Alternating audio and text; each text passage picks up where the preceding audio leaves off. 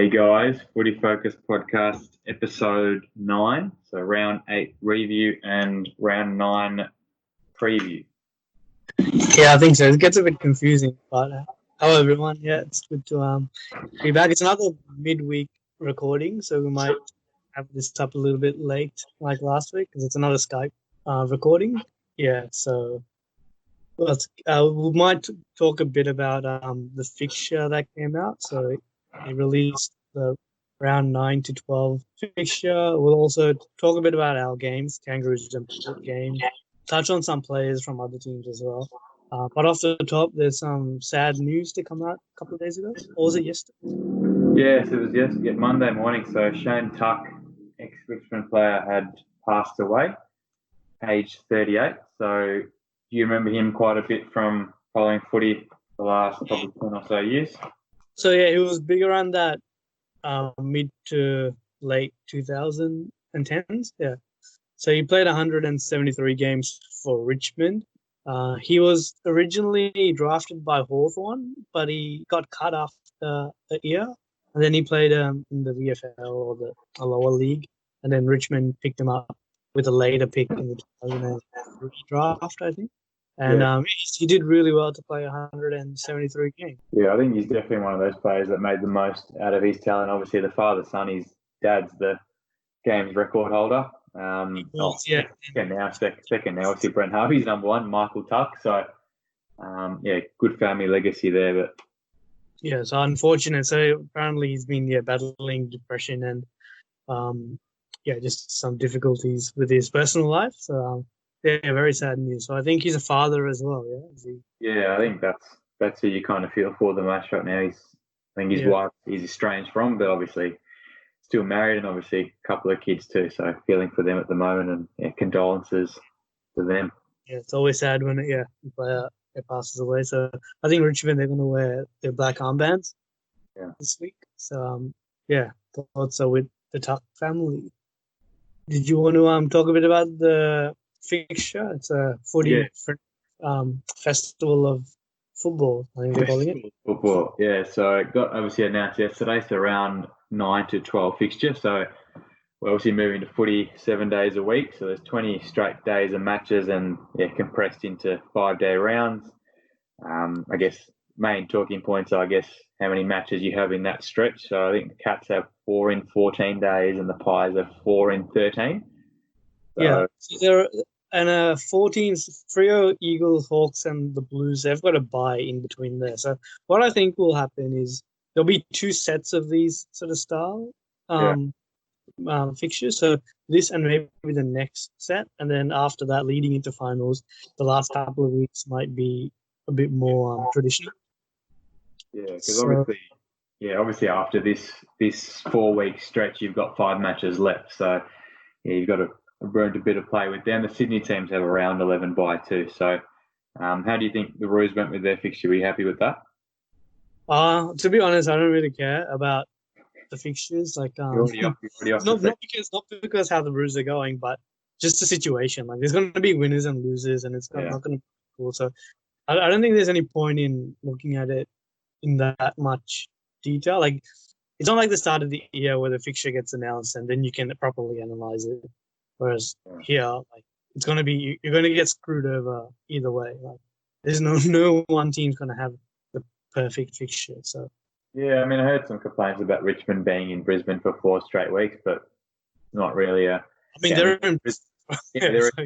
Exactly. They're in Brisbane for 4 straight weeks compared to the MCG. So I think it's more interesting from, the list management point of view. So I think the last one, clubs were taking up 32 players. I think Roos and a few other teams had to take up everyone because, the postcodes where players are living were locked out. So I think that's probably the thing to look forward to the most, where the teams rest either 2 to 3 players a match, or I think Ken Hinkley threw it out there that 10 players might be rested a match. So I think, it's definitely the asterisk has been talked about, but it's definitely probably the biggest positive asterisk on a flag in our lifetime. So do you think the game time has been reduced? So do you think some coaches have wanted substitutes and more players on the bench or more rotations? Do you think the AFL should allow clubs to have those um, restrictions eased a bit. Yeah, I don't think you can do it in season. I mean, that's the point of a list. I guess injuries are going to happen. We've seen injuries so far on 6-day, 7-day, 5-day break. So I wouldn't imagine it's going to go down. Substitution interchange, I don't think you should change that mid-season because, it's kind of like another asterisk to the season. You want to keep the rules the same. And 16-minute quarters, I think there's definitely clubs with younger players who can back up week after week. Yeah. So I think I'm on the same wavelength as you. So they've already reduced the game times. So Yeah. I don't think they need to do anything more.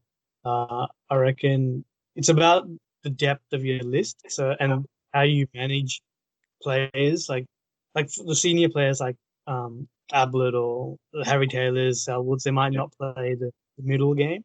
So then it comes down to the coaching and the selectors and the depth. So I think you've got to reward teams that have good management and good depth rather than allowing 5 on the bench or 6 on the bench. Yeah, I think there's never been a more important 4-week stretch. Like rounds 9 to 12 are normally not the makers of the premiership, but you'll see. I mean, obviously you mentioned Selwood. So Selwood obviously got injured the week before last. And he's durable as well, so he rarely gets injured. So it shows you like you're sort of starting to see the toll this unprecedented season is having. Yeah, so Dangerfield's a prime example. So Dangerfield surely won't play all 4 matches in a row, even though Selwood's out. Ablett's obviously away as well. So you'll kind of get a test. I don't think those star players, like I don't see Dusty Martin playing all of those 4 matches. Younger players probably, but I'd struggle to see the star players playing all 4 matches. I agree. Yeah. So it'll be interesting. It'll be really interesting to see how it's managed, and even seeing like young debutants and kids get a game. So you might see like a few like hidden gems sort of emerge in this next block of games. It's a good segue. You got a few to mention with your game review. I know you don't want to do the game review, but yeah, I do, and they're Richmond players. Let's get into it. So Saturday night, it feels like a while ago now, but didn't have too many hopes of causing an upset, even though Richmond are undermanned. But so were North, and even during the game, we had a couple of injuries. So 54 points was the margin in the end, and I felt like Richmond, they were good without being excellent, and we were bad, but not like terrible, not awful.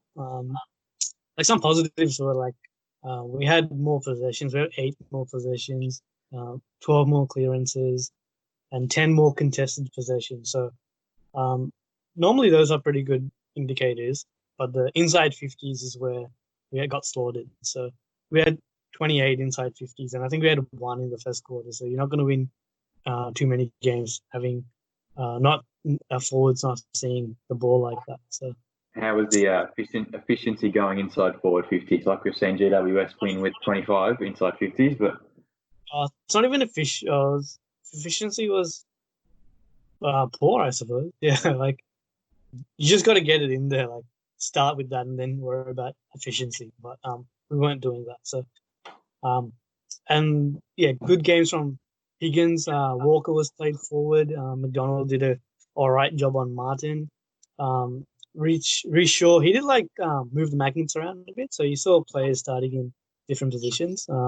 Like I said, Walker was forward, and Pittard was also forward. Curtis Taylor was good again. Goldie was solid with that incident, and Simpkin got injured early again. Another injury, but playing visual. It comes down to the usual suspects not performing or not pulling their weight. Ben Brown out of form. A bit easy on early on, but now you can tell he's not kicking goal. And he's out of contract, and his name was thrown up. Do you think that's fair? I think thrown up I've been listening to a few. trade. Yeah. Listen to a few You're podcasts. breaking up a bit. Sorry. Yeah, I know we're both breaking up. That's just give it a few seconds. Yeah, I think the talk is that they're throwing Brown's name out there from the Roos point of view. Now, what do you think? I guess if you got, what would you want from him, or would you consider trading? Is probably the more pertinent question. First, this is reported by Croc Media. I think that's Yeah, Hutchison's company. Yeah, yeah, so, yeah, I don't know. I really question the credibility of the source because this is if it came from if this is true, then it's pretty big news, and I'd be pretty disappointed if a Kangaroos insider leaked this, or even if it is considering it. Because yeah, we don't have too many untouchables. I'd say Ben Brown would be them because he's out of form. A lot of players, lose form, and he's been the most consistent goal kicker in the last 3 years. So I think yeah. he 60 deserves plus. a bit of it's not credit. So, and what he brings on the field and off the field is important for us. Yeah. Even if we could get like a top 10 pick, and key forwards are the hard players. Fine. When you have a good one, like all Australian quality one, you don't want to give him up too easily. So he's obviously coming out of contract, and I think you got a few players out of contract, nearly half your list. Yeah, I think Brady Ross and some decisions. Yeah, was his first team, but he couldn't be first in contract. But I think he's got to make some guys that have been on the injury list for most of their careers, almost like guys like Jacobs, Taylor Garner, Edwicus Willis, even Magic. Really, if he doesn't get on, I think their futures are definitely are in doubt. So need to clear these guys off the books. And get young players in or trade for like players because these players I mentioned they'll be on decent money. Like even though they're injured, they'll still be on pretty good money. So if we can get rid of those and then bring in fit players, and our on-field performances should increase. So this massive injury list is the reason why we're sitting 17. Yeah, and I want to touch on Hayden, Karen Hayden. He went back with the courage and he got absolutely knocked out by Lynch. Did you see that hit? Yeah, it was I think It was brutal. whether it's stupid courage or brave courage, I don't know, but yeah, it was unbelievable he did that. It was good for I was proud of him. Yeah, so for a young kid in his 6th game to do that, and he said he'll do it again. So I think some of the senior players should take some courage because I could never imagine like Sean Hatley doing that. So yeah, so I think he'll improve as well. He's having it. He's showing glimpses, but he's turning the ball over occasionally. So I think we just got to persist with guys like that. So we'll see. Well, I think we play. Who do we play this week? Gabba. I think Carlton. I think we have Carlton. So it'll be a tough challenge. But and the Blues are improving. So this leads on to your game. So Carlton will be a quality opposition. Move on to the Port Carlton game. So obviously we all know what happened at the end. I watched a bit of this game actually. It was a really good game. It was attacking, free flowing, and one of the more exciting games of the year. So it was close. So that's other positive. So yeah, I mean, there's talk it was game of the year. I think the first quarter was really good. It was pretty fast footy. Like we kicked the first 3, and then Blues kicked I think 4 in a row. So I think the in-game coaching adjustments from Kenny and his team, I think the last 2 weeks. So with GWS, we were kicking it to Westhoff and Jixon flying for the same ball. So at 3/4 time, Westhoff got moved back. The efficiency going inside 450 for the last quarter, enabled us to run over the top of them. And then I think the Blues transition in that first quarter, they're really actually exciting team. So I didn't actually catch the Bulldogs game, but they look like the real deal. So I think every time the ball got turned over, they just swept the ball together and it kicked pretty much 4 goals in a row. But obviously the adjustment from Port was just to control the pace of the game after that. I think the way So Brett Montgomery, so he's the defense coach. The way he uses his defense, so he pushes our defense as high up as possible, trying to cram the ground. But that, I guess, that leaves us susceptible on the other end when there's a turnover. It's just easy to get goals out the back. So I think we push back a little bit, and then we really control the game from there. So I think it's probably a reason why Dougal Howard was let go as well, because I think size is really irrelevant for our defense. Like, we had Mackenzie playing on Harry McKay, and Harry McKay was really good with 3 goals, but he didn't kick 5 or 6, and I think that's what I think Montgomery's preaching to the defense. Yeah. So do you think this will stand up against a team like Richmond, who've been the sort of benchmark lately? Yeah, I think it really depends on the efficiency of our boys. So if we're turning the ball over like we have the last few years, because the defense is so high, you're going to get goals out the back. Like Josh Jenkins has kicked about 50 of those, so you don't want that. I think the adjustments I think the adjustments probably just not pushing them as far high up the ground. But yeah, I think that's the question mark. I think whether Jonas, Cleary, and Mackenzie can beat a Lynch and a Rewalt when they're fully fit, because they're both not fully fit at the moment. So while we're on the defense, I think Jonas played his best game for the club. I heard Chad Coynes on the radio the other day said likened him to Primus. The players walked taller playing with him, and I thought, while we're talking of best games, I thought, Sam Walsh, that was the best game of his career by far. He did one of the Port players kicked it into your forwards, and he went back with it. I think he took a chest mark, it might have been. Yeah, I don't know whether him or Hayden have got mark of the round, but those two should be up there, because he was in. Yeah, it was like Rewalt, Brown-esque, that sort of courage. So I didn't think it was in his part of his game, that courage part. I thought he was more that aerobic beast, but no, he had he got a lot of the ball, and he kicked goals too. So I think that's been the question mark on him, whether he has, like you said, any other parts of his game apart from the aerobic capacity. So 2 goals, obviously the defensive work to take that mark. So another high draft pick, I think it was pick number 5, Sam Tresky-Seaton. I saw when I watched it, he did a couple of good things at the ball, like his delivery inside 50 was like spot on. Did you see that? Yeah, I think even in that last 2 minutes of the game, so he kicked it to Gibbon. So it was 4 or 5 players around the ball, and he just slowed the game down and kicked it to him. So they just got to get the ball in his hands more. He didn't really touch it too much in the game. He doesn't get too possession, so maybe they got to, because sometimes you need the teammates to give you the ball. So I know everyone should be able to win their own ball, but maybe some teams just got to adapt to know which players that you want to be kicking. So what do you think of Gibbons, by the way? Did you notice him?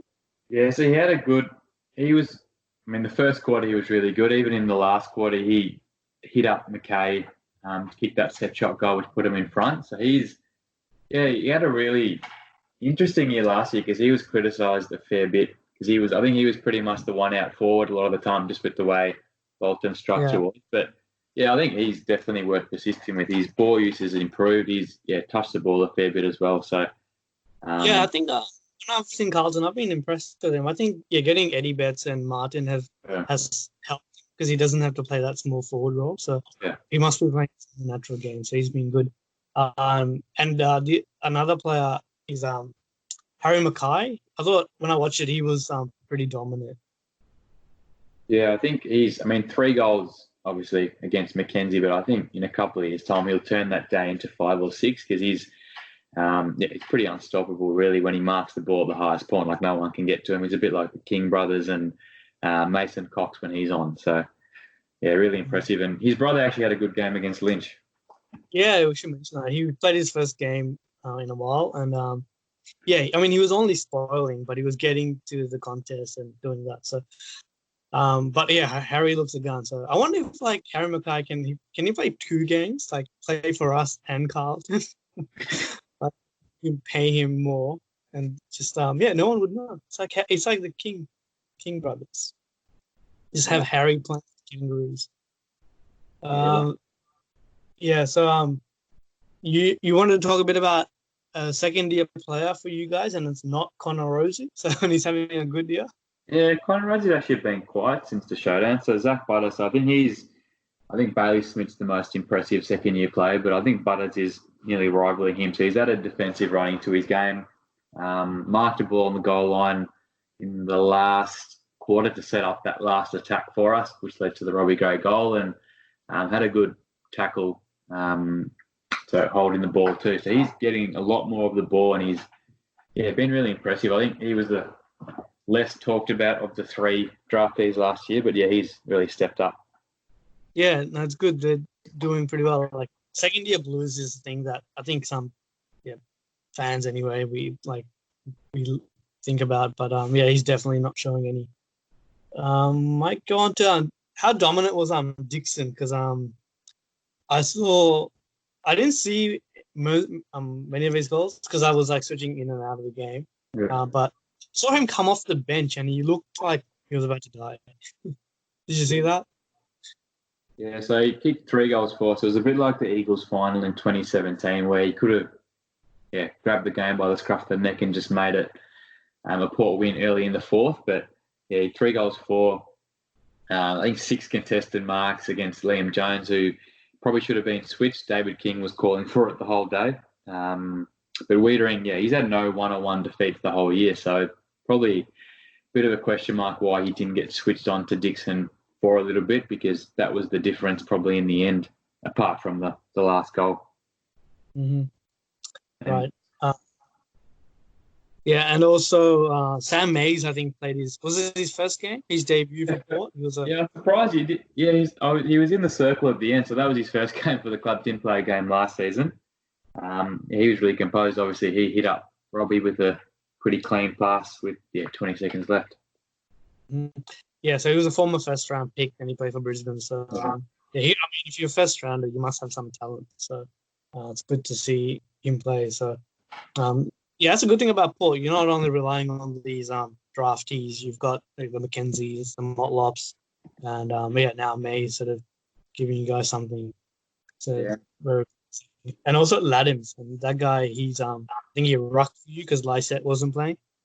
Yeah, I think Lysette's out for another couple of weeks, and I think Laddams, the interesting thing there, I think he's a ruckman that actually gets handball receives, which you don't really see. You normally see them giving it off to the midfielder. So his foot skills are pretty elite for a ruckman. Yeah, I think we were chasing him actually last trade period, so decided to stay. No, he looks good. And Robbie Gray, how did you feel when he had the ball 45? What was it? Can't say I was confident because he missed an earlier one a few minutes easier, and I think the one criticism on his career has been his set shots. But once he kicked it, it went straight through the middle. Didn't look like missing, but. And also, why did he handball the one in the goal square to Marshall? I slammed my bathroom door when that happened because I don't know what. I think he said he thought Marshall was running into the goal, not going for the snap. So, but either way, should have kicked it himself, but Marshall should have nailed it. So it's not an excuse. I think Marshall was the most happiest when the siren went. Yeah. I mean, after. All right, we might touch on some hot topics then. Did you want to start off? Yeah, so obviously you mentioned the Dusty Luke McDonald matchup. So he got a fine and he didn't get suspended. Do you think anything should have been done at the tribunal? What happened was there was a bit of niggle, and then Martin gave him a punch to the gut, and McDonald fell. So on the telecast, there wasn't that much of a video. There wasn't much of a what do you call it? It wasn't recorded well. It wasn't captured well, I suppose, on the camera. But he punched him and he fell. And then this was similar to the Zach Merritt's hit on Silvani, where he just threw an arm. And Silvani he had the footy and was kicking it, whereas McDonald, this was off the ball. So if the AFL to give suspensions for punches in play, then they have to punish punches when the ball's nowhere near you. So I think it's another sort of case the AFL trying to protect the stars. us. So a bit disappointed in the AFL. Yeah, so because if we're punishing actions now, which we are because of the concussion stuff, then why wasn't this punished? So yeah, it's my take. I might ask you with the Giants. So it went down to Brisbane, a game they probably should have won because it was at home. But do you think they'll ever live up to their talents? I think based on their list, they should have won a premiership now. You can say that about most clubs, but I thought, Delidio's comments saying that they play as individuals and not as a team when the going gets tough, that's pretty, insightful. He's been there for the last 3 years at least. I mean, some players should take that personally, I think. Yeah, so I mean, in saying that, they're the only team to win a final in each of the last 4 seasons. So Cameron's pretty safe. I think they've said he's contracted the next 2 years. They're going to do that once COVID strikes. But it's up in the air. They've got to win a premiership. I guess that's the standard. Yeah, I think they should aim to get one. Yeah, this is Jerry Cameron's still out of contract, so it's a free agent. So it's the other Cameron. So they'd want to lock him up, I think. Otherwise, the Collingwoods and Essendons might come knocking on his door. Yeah. Speaking of promising tools, Team English. Do you reckon he's the most improved player in the game? Yeah, I think it's a resounding yes. So he was the first round pick after the Dogs won the flag. So he obviously wasn't required for the first couple of years. He got mauled by Grundy 3 times in his first 30 games and obviously had that in round 1 too. But his hands for a ruckman, I think you've probably seen the highlights where he's tapped it behind his head to Bont and then picked up a ground ball just in one motion. So I think he's been good. So in his draft here, he grew like 20 centimeters or something ridiculous in the past few months, and then he was a midfielder, then he became a ruckman. Yeah. And he looks like the Ken doll, like the Barbie doll, Ken, the hair. He said that on the radio, which is pretty funny. Yeah, have you heard him do an interview? I've never heard him do an interview. Have you? He's like the most un-football sounding guy ever. So he's he sounds it's I can't give it justice how he talks, but he seems like a good smart kid. Yeah. So I'll ask you. So who you think Hugh Greenwood's the best recruit in the AFL, or do you go any other candidates? Yeah, this is interesting. We talked about recruiters of the year, and I said Jack Martin last week, I think. But Hugh Greenwood's been just as good, I think. Like what he's giving them in terms of clearances and tackles and just that big body inside, it's making a massive difference. So, and you can see it with their performances and the overall competitiveness and the Gold Coast Suns. So he's been and they didn't have to pay like too much in terms of draft pick. So I think they should aim for that tactic again. Look for another player similar, and also again there'll be another big player in the draft as well. So that's a good call. Most informed player. Okay. Petrarca's like getting a bit of headlines. Yeah, I think he's probably the most informed, but you've got, Goldstein's been mentioned in the same breath, Lockie Neal, Charlie Dixon. You can probably mention Max Gawn in there too. There's a few. Yeah, I can throw in Travis Burke and Jack Steele as well. Who we'll touch on a bit later. Yeah, Steele's he's sort of under the radar sort of player, but he's such an important player. So, second in the coaches' votes too. Yeah, okay. We might. Yeah, let's just preview which game did you want to preview? Let's do them Port Adelaide and Carl. Thanks. Yeah, because I don't think I'll get this up by tomorrow. So tomorrow's Sunday. Yeah. So we've got games on Saturday. Yeah. Yeah, support v Suns. Yeah.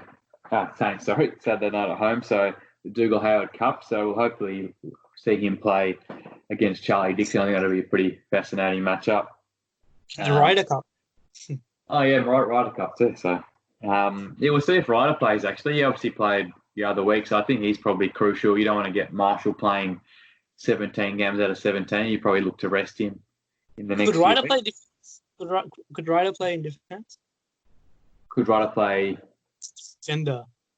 I don't think he's mobile enough. He can definitely pitch it forward, but I don't think he's like a McAvoy that has the Okay, aerobic. right. 'Cause I was wondering, yeah, like if you guys are short down back, then maybe he could help. But yeah, you say height's not that important, so this will be a good test then, because yeah, Max King's really tall and really good. Yeah, exactly. So I think it'll be a huge test for us. Obviously, you got Marshall or Ryder playing up forward too if they stick with the two ruckmen. I think Durzo might take Hill on the wing. I think Hill's obviously had quite a couple of weeks, but he's pretty critical if he starts getting more of the ball. And yeah, like you mentioned, Jack Steele, I think he'll go to Boak. I think he's tagged the star mid in every contest. So I think obviously going to tip Port to win, but hopefully it's a pretty good game. And I mean the Saints Yeah, are in late 2 weeks in yeah, a row. yeah. What is it like a top? There's potential two finalists. So Yeah. and the Carlisle's been really good this year. I think a bit underrated too. So I think if he goes to Dixon and keeps him Right.